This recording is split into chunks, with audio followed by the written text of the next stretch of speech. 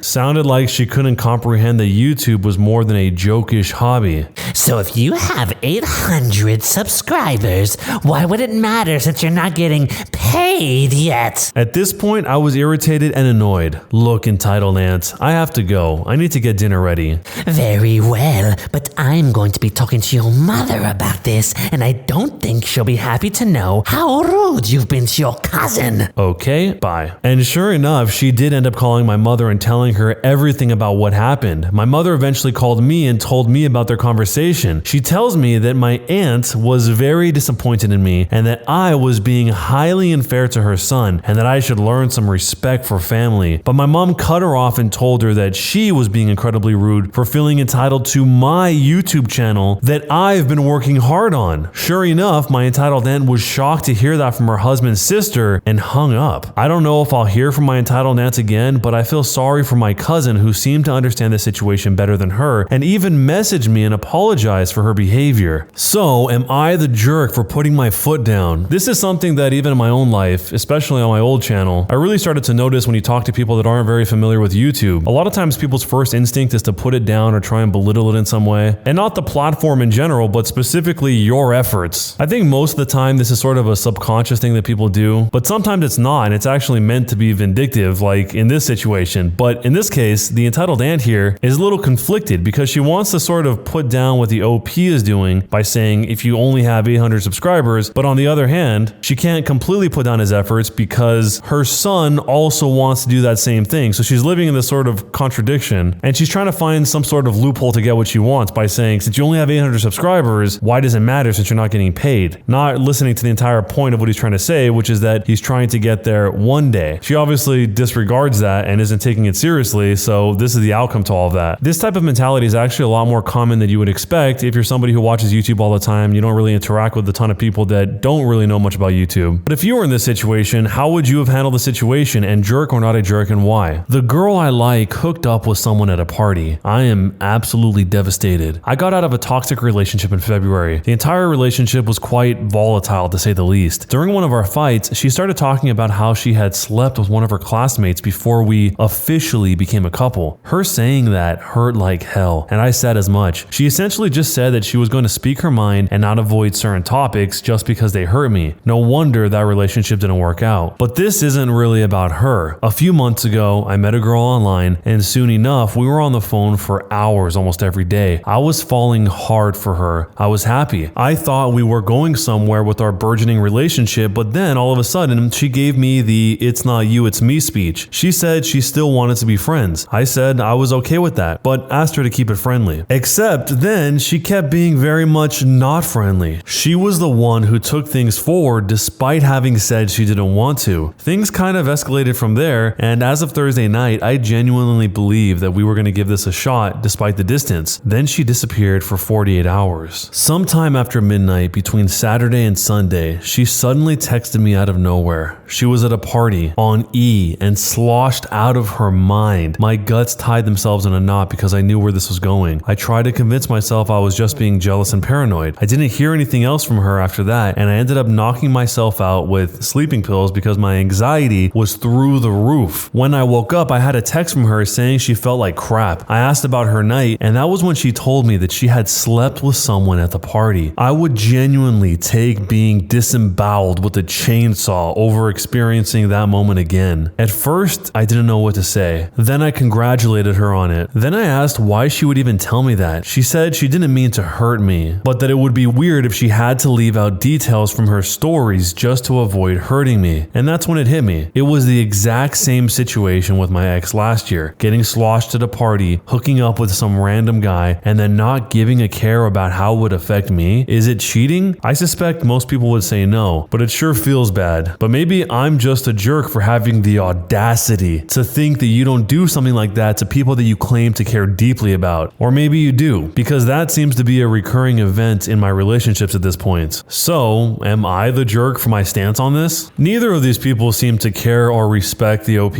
at all. Despite whatever they say, they don't. You're not going to suddenly teach someone to be compassionate or somehow make them actually care about you. This is the behavior you should expect in the future if they've already done this to you in the beginning. And with that said, there really is no other outcome to this other than to just leave this relationship entirely. Don't even be friends. Just totally cut her out and move on. As painful as that is to do, it'll be a lot less painful than sticking around and having to deal with this for the rest of your life or the rest of your relationship until you end up breaking up with her inevitably. But let me know how you see this. Jerk or not a jerk, and why? Am I the jerk for telling my housemates not to leave animal feces on the kitchen sink? The house I live in has a pig. My housemates put all the pig's poop on the kitchen sink and it goes down. So this is a bit of a wild one, but I've just had a pretty traumatic experience. 'Twas a sunny Friday morning. I just gotten home from a 9-hour shift and was planning on filling my water bottle in the kitchen of my shared house as I had a fairly long journey home. To my unfortunate pleasant surprise, there was a dustpan full of pig poop sat right underneath the tap. I'm not even joking. It was literal pig poop. Now, it took me a good second or two to realize what it actually was. When I finally came to my senses, I nearly threw up. All I could do was step outside. Thankfully, the back door was unlocked and I tried to calm down. After 5 minutes or so, I was finally able to go back inside the kitchen and sprint directly to my room. I then texted my housemates about this ordeal, and fortunately, they text back almost immediately, apologizing about it and how they, quote, got distracted by the weather. They also said that although it was what they were used to doing, they'll try to stop placing the dustpan on the sink. Curious at this, I asked, would it not be the whole kitchen and all its counters? They said, no, we need a place to place it so we can open the door. That was their response to this. Appalled at this reply, I simply said that the kitchen is a shared space where food is prepared and feces is the worst thing to place there. The final reply that I haven't responded to, I'm that pissed off, was, we don't mind it on the counter and we need somewhere to put it. If you have a problem with it on the counter, put it on the floor and put it back up whenever you're done. Now, I am beyond angry right now at this. I have quite a big paragraph ready to send, but I feel it would end my tenancy. I just want to know, am I the jerk? Somehow these roommates don't seem to understand that putting actual poop onto the kitchen counters would gross anyone else out who lives there who's trying to prepare food on those counters. They even said if you do move it onto the floor, just put it back on the counter when you're done. Even if the roommates are totally desensitized to having poop around their food and it doesn't gross them out for any reason, reason, there's still the actual sanitary issue where people could get really sick. If poop particles start getting spread on the counter and then people roll their dough out on that counter with a rolling pin and all the residual poop particles are just rolled into that dough, that's not going to be good for you. I think in this case, the OP is just perplexed that they can't see how they are being the jerks in the situation so obviously, but let me know how you see this down below yourself. What would you do if you had roommates that were putting pig poop on the counter where you cook? Jerk or not a jerk, and why? Am I the jerk for asking my friend to move a picture of him and his wife kissing to another room because it made my wife uncomfortable? I'm a 32-year-old man and my wife, Delilah, is 28. We lost our apartment 2 months ago and moved in with my mom temporarily. Issues began to arise between Delilah and my mom, and I had to ask my friend, Anthony, who's 31, to let us move in until I get enough money to rent out. His wife was away visiting family and he agreed, but even there, some issues started to arise. For your information, Delilah is very shy around Anthony. She grew up in a conservative home, so it's understandable, but sometimes it can be a bit much, I admit that. For example, she freaked out when she accidentally drank from his glass, and she also once made a fuss when he passed by the guest rooms when she was lying down and the door was open. Thankfully, Anthony was super understanding and we were able to talk some of these issues out. Last night, Delilah was passing the hall and noticed a framed picture of Anthony and his wife kissing was hanging on the wall. She told me about it and said that it made her uncomfortable. She asked if I could speak to Anthony about it, but he didn't take it well. He gave me a look when I spoke to him and said this was bonkers because first of all, his wife put it there, and second of all, the picture holds sentimental meaning to him and his wife, and argued that it wasn't some explicit picture of them, just a normal wedding kiss. We started arguing and he said that it wasn't like it was hanging on the living room wall or a perfectly lit room. I asked him just to be a little more considerate because it's not like I asked him to remove it completely. Just move it elsewhere so that Delilah won't see it or keep it off the wall until we leave. He said that he was sorry but still refused. I explained how Delilah was feeling, but he said again, he was sorry but he would not move the picture. We argued for some more and he said that it's his house and that I was being pushy and kind of too comfortable to make such a demand and be pushy still. This morning, Delilah refused to even come out of the room until the picture is removed. Anthony is refusing, which makes it worse. Now I feel like I'm getting stuck between a rock and a hard place. Yes, she might just be overreacting, but I feel like this isn't such a big ask for Anthony to decline and turn down. For what it's worth, if it were me, I'd go the extra mile to make sure my guests are comfortable. Anthony has been a friend of mine for 10 years. I wouldn't have asked to move in with him if I didn't have such a strong bond with him. He himself constantly talks about all the things and situations I helped him out with, and we are considered brothers. So, am I the jerk for asking my friend to move a picture of him and his wife kissing because it made my wife uncomfortable? It sounds like the OP has coddled his wife through their entire relationship. He's basically just treating her like a baby that needs to have her wants and desires met at every turn, no matter how seemingly trivial they are or how much they inconvenience the people that are doing them a favor. They lost their apartment 2 months ago, so presumably they're in a pretty bad spot. They already had an issue with the mom, and now their friend is letting them live there for free because he says until he gets enough money to rent his own place out, so I'm assuming they're not paying Anthony. And then they're nitpicking the fact that Anthony has a wedding picture in his own house and they happen to be kissing in it. The OP here sounds like he's totally lost sight of reality because of how long he's been babying Delilah, which obviously makes him the jerk to his friend that is doing him a pretty big favor. But let me know how you see this down below, jerk or not a jerk, and why. Am I the jerk for forcing my guests to move to a hotel after they've refused to use the bidet? Sorry for all the poop talk. I live in a country with terrible plumbing. If you flush toilet paper, you are pretty much guaranteed to back up your toilet. I grew up in Colorado, so I know how weird it is to wipe after a dump and then put the paper in a garbage can instead of just flushing it. So I installed a wand bidet in all 3 washrooms in my retirement house. So after you poop, you just spray your backside down nice and clean. Then you use a toilet paper to dry your butt. Nice, simple, and less gross in my opinion. I wish I had these when I lived in the States. So my brother and his wife came down for a visit. I told them the rules for the bathroom and they both said that they understood. Apparently not. They clogged the 2 public bathrooms the first day. Then they asked to use the one in my room. Nope, that's mine. They asked me where they were supposed to go to the bathroom. I pointed them to the clogged ones and offered them a plunger and a drain snake. They said I was the host and it was my responsibility. I laughed in their faces. So they packed up and left. They found a hotel and they are now on social media complaining about the crap hole country that I chose to retire to and calling me a terrible host for inviting them down but not letting them use my bathroom. I posted pictures of my bathroom after they clogged them and asked if they knew who did that to my home. They called me gross and immature for talking about their bathroom habits. I'm lost. They brought it up first. Anyways, they are calling me a jerk because they have to spend money on a hotel when I live in a really nice house with guest rooms. But now everyone who knows the bathroom rules for down here is calling them idiots for not using the bidet or putting the toilet paper in the receptacle. So, am I the jerk? The OP clearly warned them about how bad the plumbing was there and what they had to do in order to make this not happen, but they decided to do it anyway. To not just one bathroom, but 2 out of the 3 bathrooms in the house, and then they wanted to do it to the 3rd. The funny part is that they said that the OP was the host and it was the OP's responsibility, which in a way he did do his responsibility. He told them what the issue was and how to avoid it. How much more responsibility can he take? Does he want them to wash their butts for them? So let me know how you would have handled this down below, and jerk or not a jerk, and why. Am I the jerk for embarrassing my little brother with my Halloween costume? My brother is 18 and I'm a 21-year-old female. We go to the same university. I play soccer and my teammates nickname me Dump Truck Danny because I have gained a bit of weight on a specific area of my body. I thought the nickname was harmless and funny, and no one on campus really made it weird. For Halloween, I decided to play up the nickname, and I was a dump truck for Halloween. I even put an oversized load sign on my back. I told my brother what I was gonna be, and he said he would never talk to me again if I went through with the costume because it would embarrass him. I didn't think he was serious, and I went through with it anyway. Now he's actually not talking to me, and a lot of my family is saying that I shouldn't have worn that costume. I'm honestly not sure if I should apologize or not. Am I the jerk? I don't think anyone really wants to hear that part of their family members' lives, but the OP here obviously saw it more as just an innocent, innocuous type of thing. It seems like by far most people think that the brother is the jerk, but let me know what you think down below.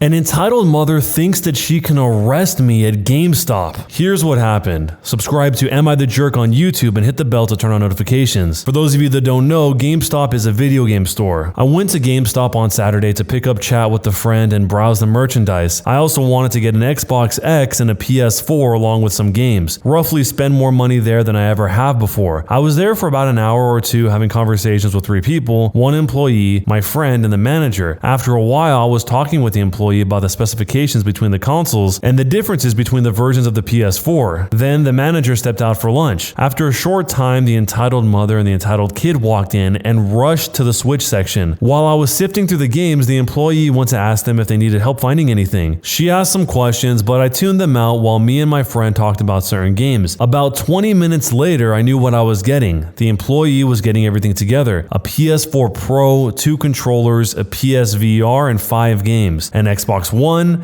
an Elite controller, an Astro headset, and 4 games for the Xbox. My friend was talking about a game that he wanted, and I said I'd get it for him as a favor for helping me out a few months ago. He thanked me, and that was it. Almost. The entitled mom and the entitled kid saw what was going on, and when they heard me, they came right over, and the entitled mom asked her if I would help her and her child buy a game. I said, no thank you. She was looking at me like I was crazy and said, You're buying him what he wants. Why won't you buy my kids something? I told her that he's my friend and I'm giving him back something after he helped me out. She looked at everything on the counter and said, How old are you? You're too old to be playing all these games. You don't need them. You should just give them to my kids. I said, my age is irrelevant. People of any age can play video games, and your children are too young to play the games that I'm buying. They are rated M for mature, and I'm not gonna buy your children things that they don't need. She then tells her kids to beg for the video games, and I quickly turn to her and tell her, you are not a responsible adult and parent by teaching your kids to beg for free stuff. She continues telling her kids something as I'm talking to my friend. Suddenly, I'm grabbed by 2 children pulling on me and jumping and begging me to get them something. I gently take their arms off of me, keep them away, and the kids began crying. The mother said, You just touched my child, you pervert!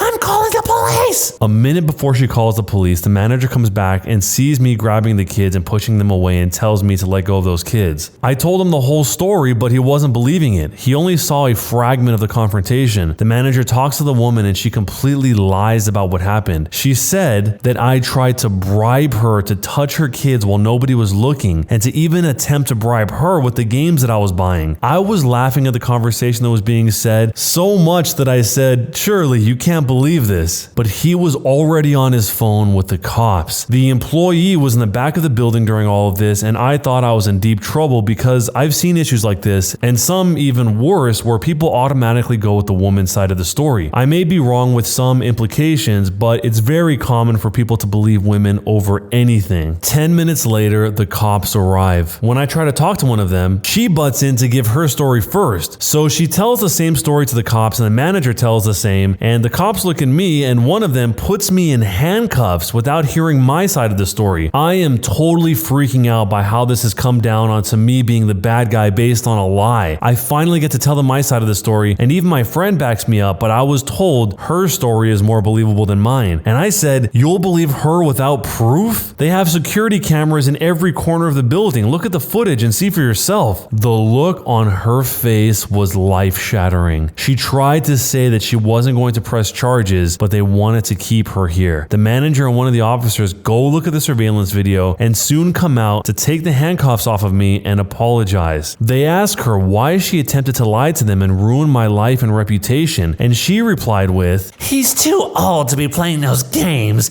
He should give them to me and my kids. They asked me if I wanted to press charges, but I said no. I don't want her to get a slap on the wrist for this. They talked to her outside, and after identifying her, they found out that she had a warrant for her arrest for something else. I was just flabbergasted over the whole situation. The manager tried to apologize for how he reacted to the situation, and I just told him I wanted a copy of the footage. He asked why, and I said, "Ask the cops, cause I will be making a complaint on how you presented yourself." A few moments later, I get a copy and go home, and I didn't even want the video games anymore. A few days later, I found out that that store was temporarily closed down, awaiting new staff members. I may have caused an issue with a retail manager, but he should have handled the situation more professionally. He should have checked the surveillance video in the beginning instead of calling the police first. If he had done that, then this woman wouldn't have gotten arrested, and he wouldn't have been fired. I mainly feel bad for the kids involved in this. They are being raised by a crazy woman who thinks begging and lying is the only way to get what you want in life. So now that you know everything, am I the jerk? I feel the same way the original poster feels too at the end of this, just feeling bad for the kids that have to be raised by this lady. She's trying to force them to beg to random people in stores so that they'll buy them stuff, and then have them included in her scheme to cast false allegations on just random people that she runs into, all on the assumption that they'll never check the video cameras and get proof. I guess her plan here is that she's hoping the OP would sweat enough that he would just buy her whatever she wanted before any logic was ever involved in the situation where somebody thought, hey, maybe I should see if this is actually true by looking at the cameras. And maybe that's worked for her in the past, and that's why she thought it would work here. I get that the manager wasn't there at the exact moment this all went down, but it is kind of weird that he would just automatically assume that the OP is guilty without even questioning it any further, because as he says, her story is more believable than his. And maybe